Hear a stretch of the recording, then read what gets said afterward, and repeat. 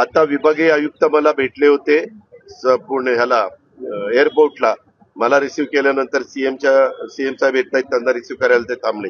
आपल्या इथं खडकवासल्याच्या भागामध्ये जे काही मधल्या काळामध्ये आजार उद्भवला त्यामध्ये आपल्याला वाटलं पाण्यामुळे अमुक आहे तमुक आहे, परंतु तिथं खडकवासल्याच्या एरियात काहींचं म्हणणं कोंबड्यांचं काही मांस खाल्ल्यामुळे ते झालं. त्याच्याबद्दलची अतिशय चांगल्या प्रकारची सगळी माहिती घेतलेली आहे. मी आता राजेंद्र भोसलेंना पण सांगणार आहे, त्याची प्रेस नोट काढा.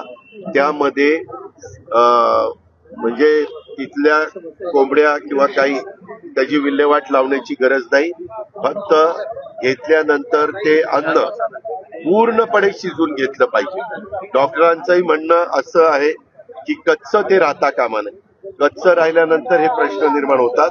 आता जवळपास आपल्याकडे पेशंटची संख्या बरेच आटोक्यात आलेली आहे आणि ह्या संदर्भामध्ये आज उद्याच मी आता इथनं सीएम साहेब येणार आहेत पोलीस खात्याच्या कार्यक्रमाला, तिथं मला हे सगळे अधिकारी भेटतीलच. तिथं पण मी सूचना देणार आहे आणि ती प्रेस नोट काढणार आहे.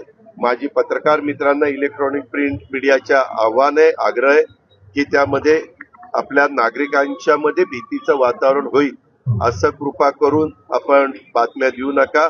मी अतिशय जबाबदारीने सांगतो. मी विभागीय आयुक्तांना विचारलं, तुम्ही हे बारकाईने सगळी माहिती घेतली का? ते म्हणले हो घेतलेली आहे. त्याच्यामध्ये कधीतरी कुणीतरी सांगतील आता कोंबड्या खाऊच नका, आता कोंबड्या कापून काढा आणि त्या जाळून टाका, असं काही नाहीये.